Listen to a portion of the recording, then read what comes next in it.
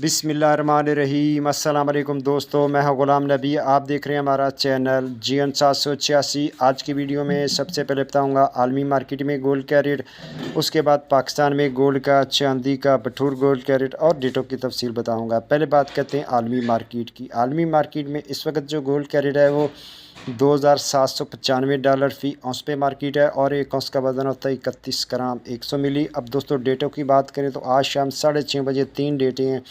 USA core PC index और उसके साथ USA अनएम्प्लॉयमेंट कॉस्ट इंडेक्स और USA FOMC मीटिंग मिनट्स हैं। उसके बाद अब यहाँ बात कर लेते हैं लोकल लिबर्टी मार्केट गोल्ड बरकरी लाहौर पाकिस्तान। आज तारीख 31 जनवरी 2025।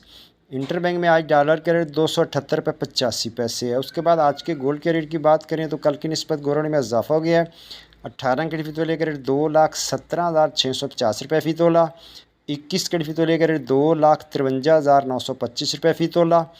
22 कैरेट फ़ी तोले का रेट जनाब 2,66,000 रुपये फ़ी तोला।